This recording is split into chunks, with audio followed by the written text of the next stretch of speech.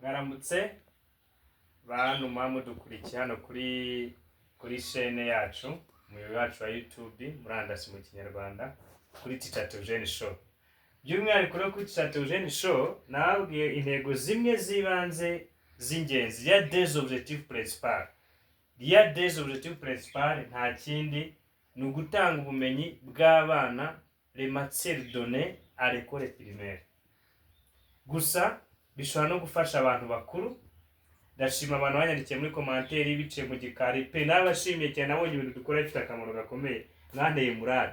Byagaragaye ko hari n'abantu aya masomo turi gutanga barangatereka ntabwo ari abana gusa natwe tubikora dukeneye kwigana. Aha naho ni sawa, ariko kuri Teacher Theogene Show intego twari dufite na amasomo y'abana au niveau primaire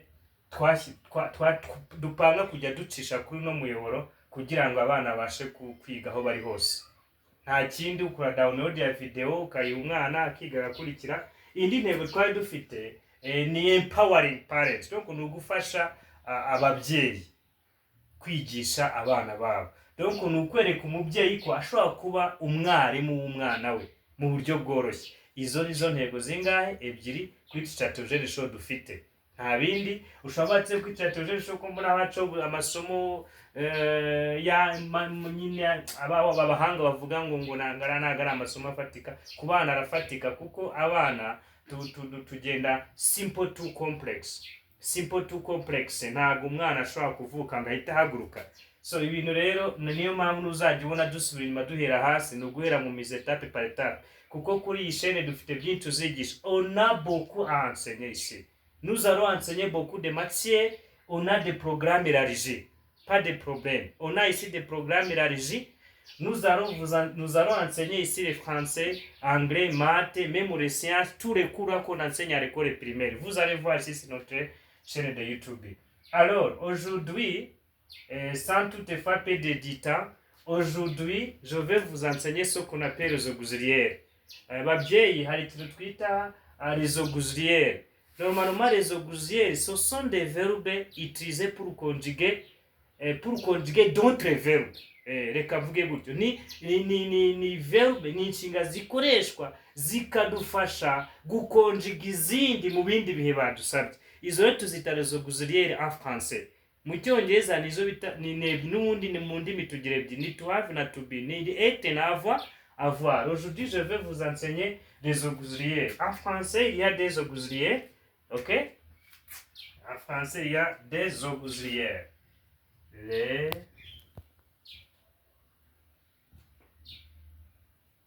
Les auxiliaires.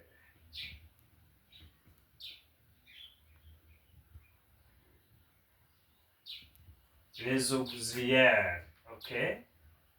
En français, il y a des auxiliaires. Il y a des auxiliaires. Il y a être et avoir. Être et avoir. Il y a des auxiliaires. Être et avoir. Être et avoir. Ici, nous avons verbe dukoresha pour qu'on utilise pour conjuguer d'autres verbes. Ariko, comme je vous ai dit que on commence par le simple tout complet. Niyo mpamvu tugiye guhera kuri imwe muri izi. Je vais commencer par les deux verbes. Okay, I'm going to start between the two verbs. Okay, on ne peut pas enseigner tout ça en même temps. We can't teach this on the same time, isn't it? We can't teach this on the same time. I'm going to start with one of these. Okay, je vais commencer par exemple. Qu'est-ce que vous voulez que je vais commencer? Je commence par quoi? Être ou bien avoir? Ah, ok. Être, ça, je commence par être. Avoir, c'est la fois prochaine, ok? Être. So, on va conjuguer ça au présent. Au présent, ok?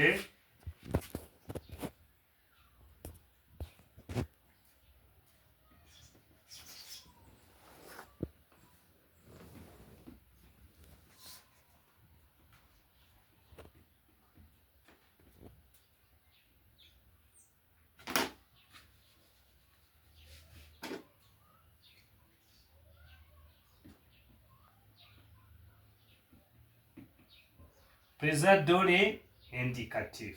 Présent donné indicatif. indicatif. Ni au présent, ni mu gihe turimo, present tense. Igihe turimo. Le présent de l'indicatif. Igihe turimo. So, rero, au présent, le verbe être, tuzareba n'ibyo bita le sujet personnel.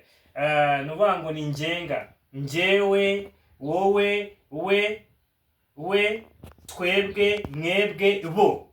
Ibyo nabyo tuzabira kuko umwana agomba kumenya gukora interuro que ça soit en utilisant les objets scolaires, les objets de la maison là qu'on utilise. So je vais vous montrer comment l'enfant peut même créer une petite phrase. Donc tugiye kurekura umwana ushobora kumufasha mu rugo agakora agateruro gatoya yifashije verbe être. Verbe être en kinyarwanda ni kuba.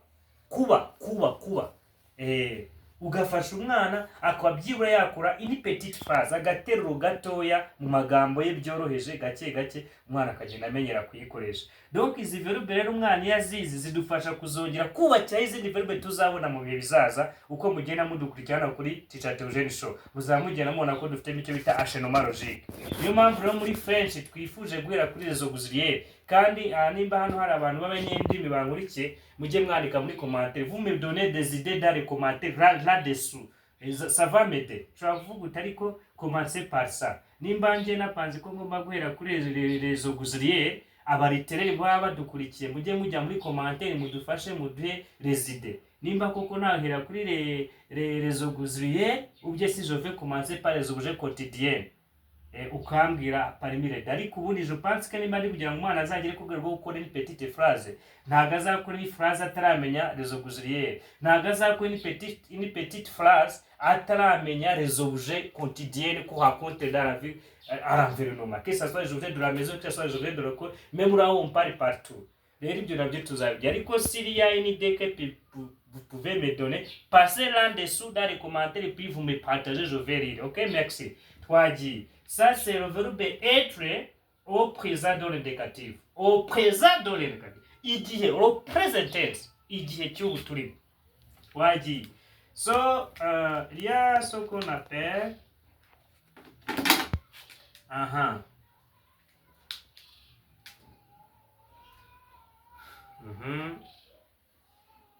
Je suis.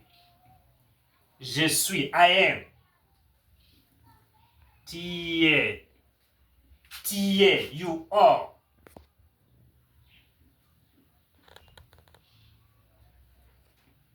Il est, ok.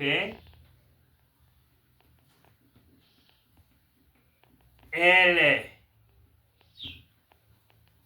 Nous sommes.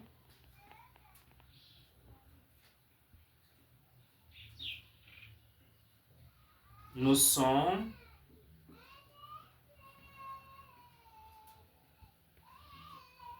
Vous êtes.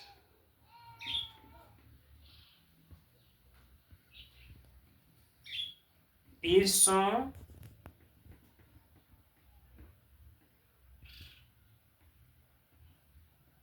Elles sont. Ok.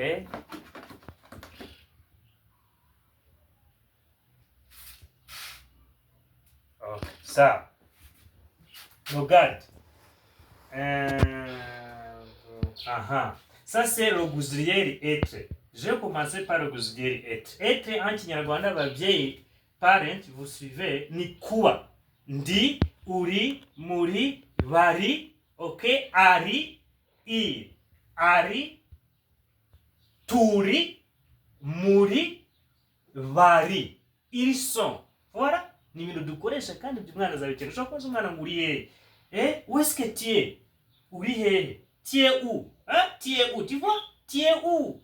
Uri hehe? Où est mon fils? Ah non, uri hehe? Ok, voilà. Je suis. Suivez-moi. Je suis. Suivez-moi. Répète. Je suis. Tu es. Il est. Elle est. Nous sommes. Répète. Nous sommes. Vous êtes. Ils sont. Elles sont. Vous regardez? Je suis. Ndi. Je suis. Tu es. Il est. Elle est. Nous sommes. vous êtes,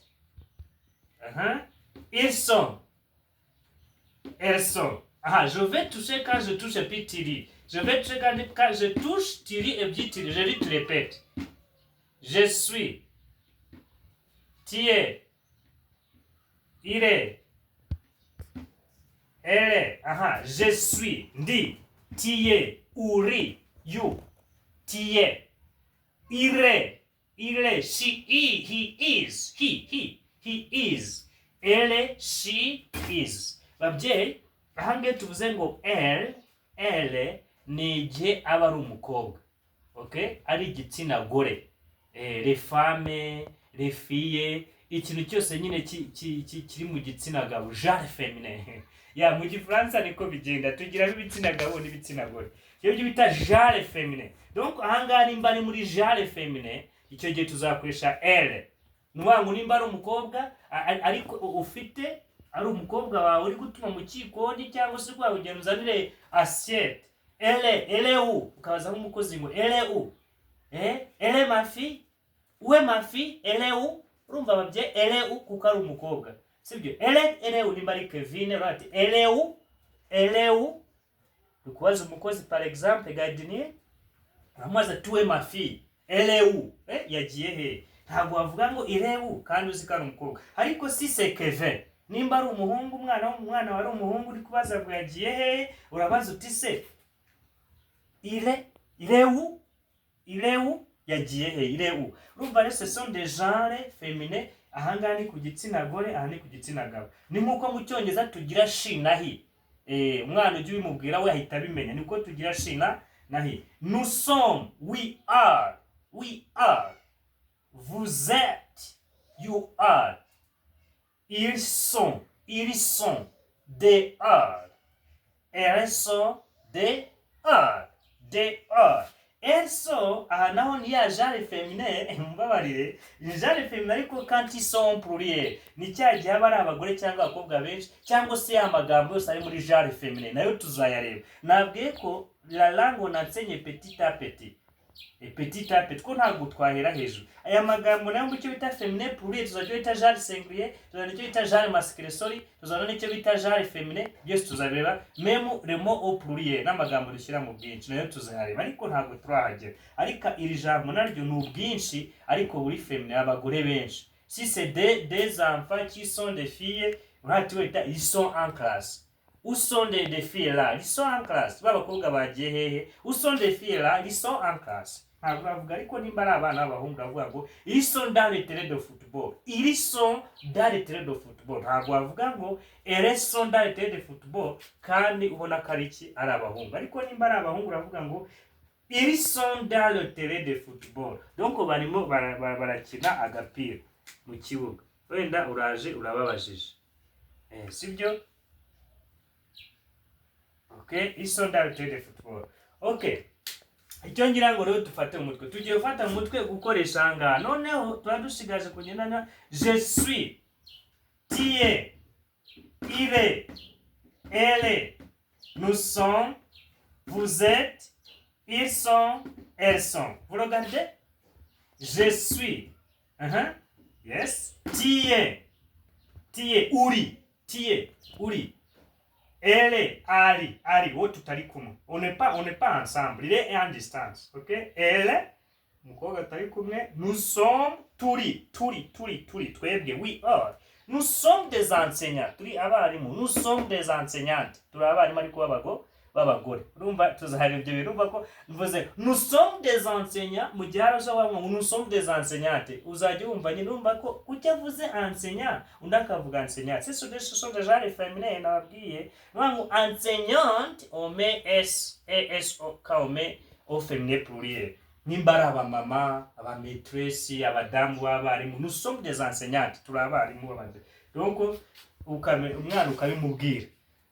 Ubwo rero icyo ugomba gukora subirishamo umwana jusqu'à ce qu'il va mémoriser jusqu'ici. Noneho namara kumemoriza ushaka uduteruro akambwira uti ngaho nyuzurizamo. Yambwira ati ngaho ngo rero ndi je suis un garçon. Ndi umukobwa. Ndi umuhungu. Sorry. Je suis un garçon.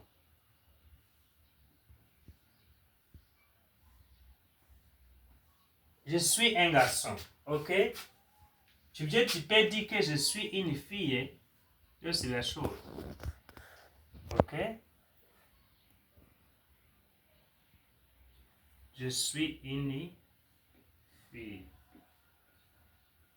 Je suis une fille. Tout est possible. Il y a une bien que j'arrive à faire. Et tu es où? Tu es un garçon. Babwira ko twatangiye kubakira uduteruro bimwe nababwiye. Tuzabona n'icyo bita les articles ntacyo ariko tu es un garçon.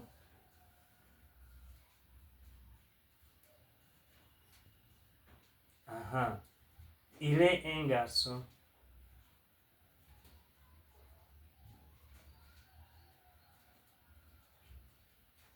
Elle est un garçon. Elle est une fille.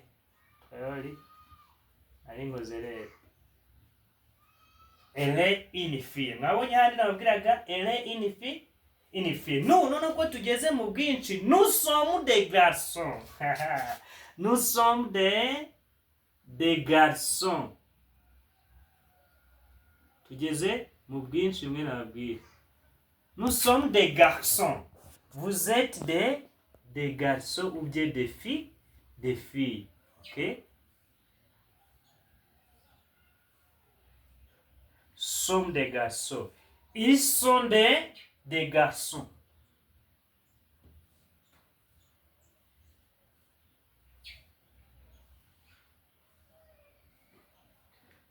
Elles sont des femmes ou bien des filles. Des filles. Vous regardez? Babyeyi urabona ko ni ya verbe être qu'on est en train de conjuguer tukagenda noneho dufasha gushyiraho uduteruro tw'umwana. Ufasha umwana uterera. Moi j'ai utilisé les garçons et les filles pour vous montrer comment je peux créer une petite phrase en utilisant le verbe être. Wewe uri kumwe n'umwana à la maison. Tu es à la maison, wagize repos, waruhuze, nta kazi wagize. Là tu peux faire quoi? Tu peux faire une petite phrase quoi? Je suis un garçon. Non, ati nous sommes quoi? Nous sommes quoi? Tu es où? Hein? Irait dans au jardin. Irait dans au jardin. Et Arimustan. Il est où? Il est en dehors.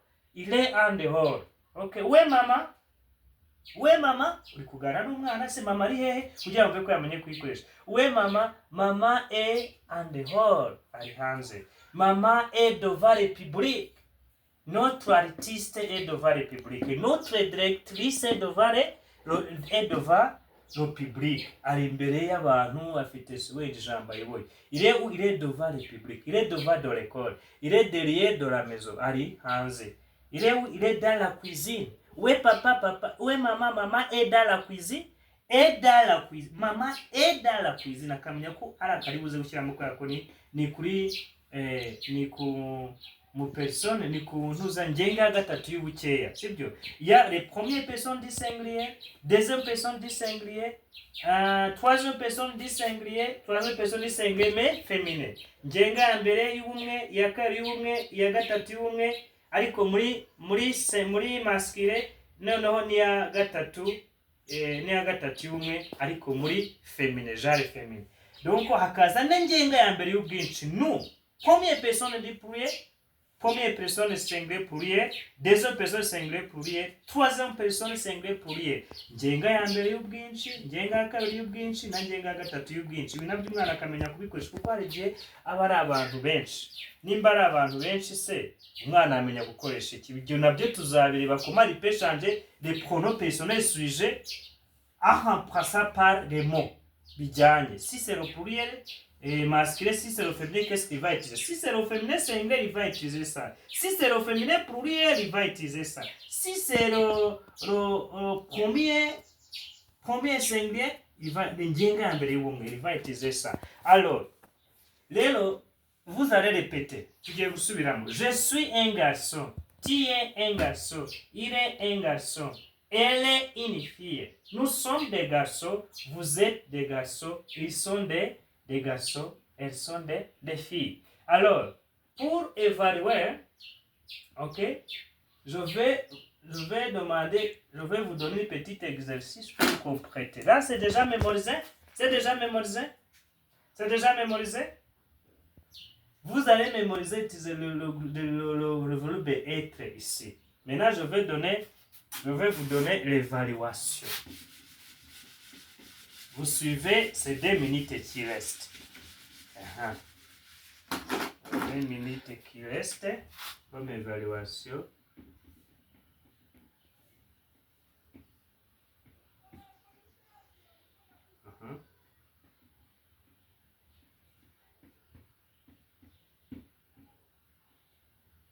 Compléter avec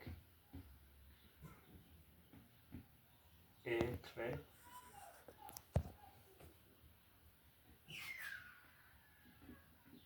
Les phrases suivantes.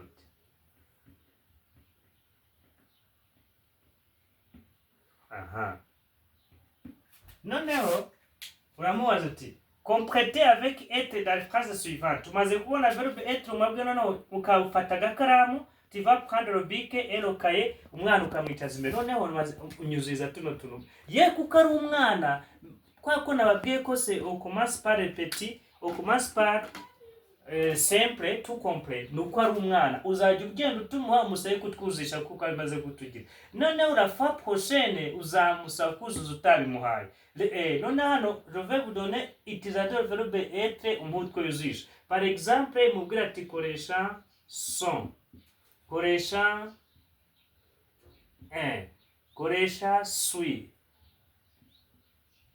koresha suis koresha son.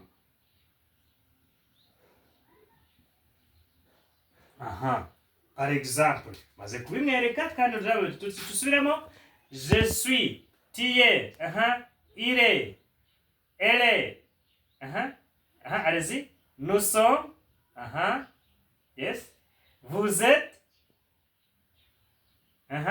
ils sont voilà non ubeni ngiye kuba ugiye kuzisha son et na suis na et ukurikije ibyo tumaze kubona allez-y twagiye.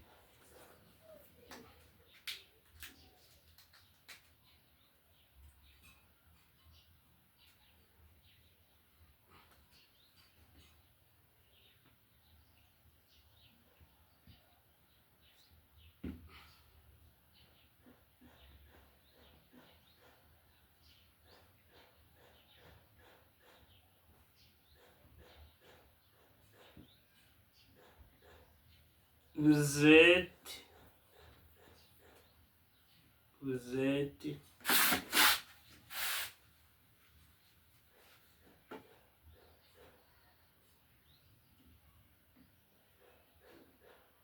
gentil.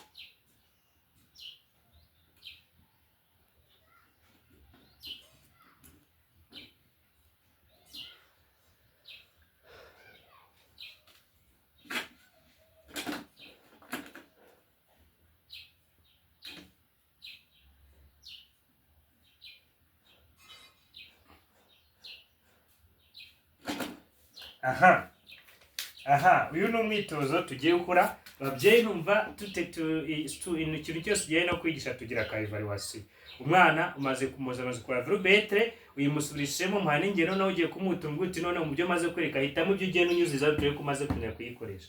Je c'est une fille umukobwa très gentille c'est un bon santé en classe mu ishuri dans la cuisine et puis Muchiko. Let you say une fille gentille, very kind, very kind, gentil, very kind. You are so kind, You can say to your girlfriend, please, you are kind, kind. Now, ici une fille là, tu vas compléter en choisissant ça. Pour gagner du temps, on va répondre ensemble. On va répondre ça ensemble. Qu'est-ce que nous allons répondre ici? Qu'est-ce que nous allons répondre ici? Vous pensez de 1 minute et puis vous me donnez des réponses tout de suite. Vous me donnez des réponses tout de suite. Est-ce que j'utilise ça? Est-ce que j'utilise ça? Est-ce que j'utilise ça?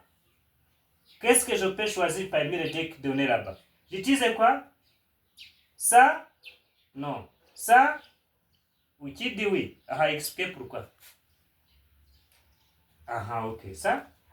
C'est pas ça parce que c'est pas au pluriel? Ok, on utilise ça, ok? Très bien, on utilise ça. Je suis... Très bien, Mouhamashi. Il faut applaudir, a bien travaillé. Je suis une fille. Très bien, waouh. Ça c'est déjà fini. Vous, très gentil. Vous, yanjenga kabiri ubwinshi. Deuxième personne singulier pluriel. Vous êtes. Très bien, c'est ça la réponse. Vous êtes.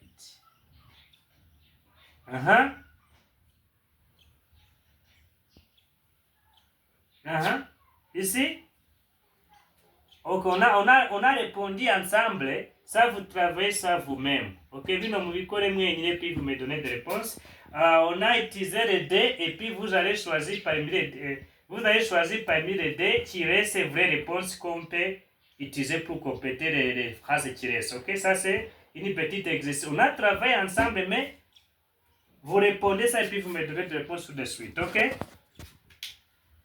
Ça, c'est comme si vous faites ça et puis vous me dites, je vais le corriger. Vous allez me donner des réponses après 10 minutes, ok? Je vous attends, merci. Bon travail.